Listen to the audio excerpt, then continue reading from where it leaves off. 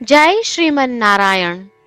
રામાનુજદાસ શ્રીમાન ગટ્ટુ વેણુગોપાલ સ્વામી દ્વારા વર્ણન કરેલ શ્રીમદ ભગવદ્ ગીતાનું ગુજરાતી ભાષાંતર હું આપને કહી રહી છું. અધ્યાય 13 ક્ષેત્ર ક્ષેત્રજ્ઞ વિભાગે યોગ. શ્લોક 26. યાવત સંજાયતે કિંચિત સત્વં સ્થાવર જંગમં ક્ષેત્ર ક્ષેત્રજ્ઞ સંયોગાત તદ્વિદ્ધિ ભરતર્ષભા. ઓમ. ગીતાચાર્ય શ્રી કૃષ્ણ પરમાત્મા અર્જુન સાથે આપણને બધાને ક્ષેત્ર ક્ષેત્રજ્ઞ વિભાગ યોગ શીખવી રહ્યા છે. પરમાત્મા કહે છે, ક્ષેત્રજ્ઞ અર્થાત આત્મા અને ક્ષેત્ર અર્થાત શરીરના સંયોગને કારણે આ સૃષ્ટિમાં ચલ અચલ બધા જ જીવો જન્મે છે. શરીર એટલે પ્રકૃતિ અર્થાત આત્મા અને પ્રકૃતિના સંયોગથી જ સર્વે જીવોનો જન્મ થાય છે. આ પ્રમાણે શ્રી કૃષ્ણ પરમાત્મા સમજાવી રહ્યા છે કે પ્રકૃતિ આપણા કર્મ અનુસાર શરીર બને છે અને આપણા કર્મ બંધનને ઘટાડવામાં સહાય કરે છે. શ્રી કૃષ્ણ પરમાત્માના ઉપદેશોનું ધ્યાન કરતા ચાલો આપણે શ્રીમન નારાયણને પ્રાપ્ત કરવાના ધ્યેય માટે આપણા શરીરનો શ્રેષ્ઠ ઉપયોગ કરવાનો આરંભ કરીએ.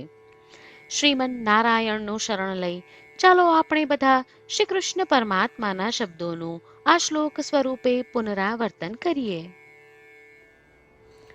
યાવત સંજાયતે કિંચિત સત્વં સ્થાવર જંગમં ક્ષેત્ર ક્ષેત્રજ્ઞ સંયોગાત તદ્વિદ્ધિ ભરતર્ષભા.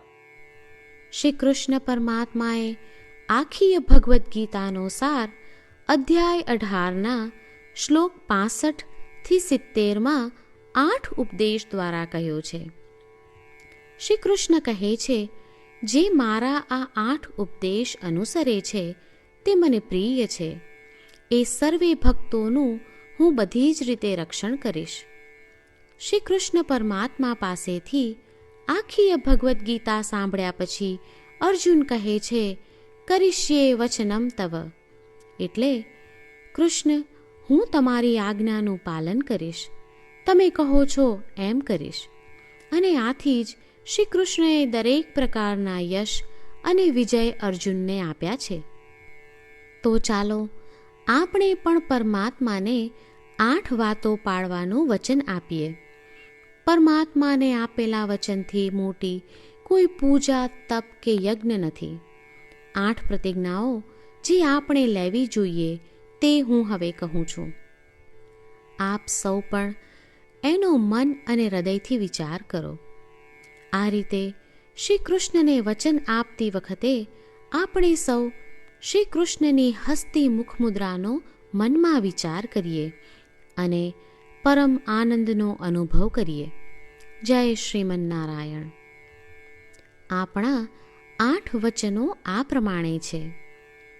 આપણું પહેલું વચન, હે શ્રીમન નારાયણ, તમારા ઉપદેશ પ્રમાણે હું હંમેશા તમારું ધ્યાન અને ચિંતન કરીશ.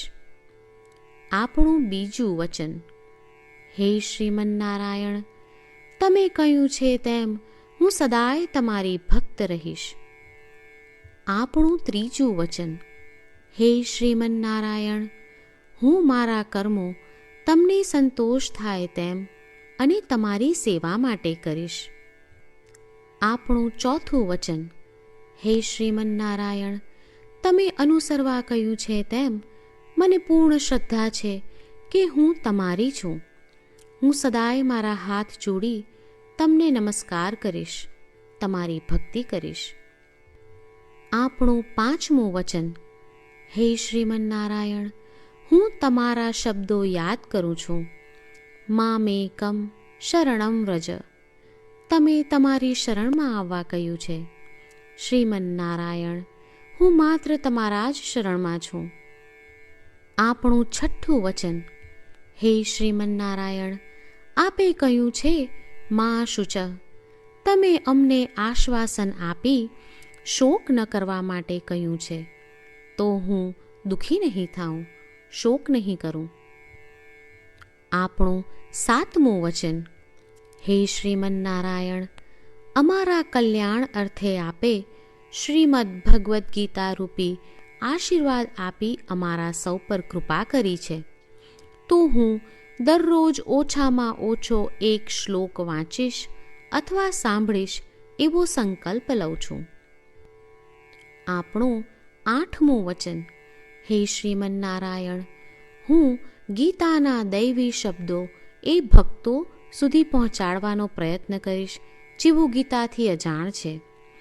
હે શ્રીમન્નારાયણ, તમે કહ્યું છે તેમ કરીશ, તમે કહ્યું છે એમ વર્તીશ અને તમારા માટે જ કર્મ કરીશ. શ્રીમન્નારાયણને આપેલું વચન કે દરરોજ તમે કહ્યું છે એમ કરીશું, એ જ એક મહાન પૂજા છે. તો ચાલો આપણે સૌ દ્રઢ શ્રદ્ધા સાથે પ્રભુ પાસે એક સંકલ્પ લઈએ. શ્રીમન્નારાયણ, કરીશ્યે વચનમ તવ.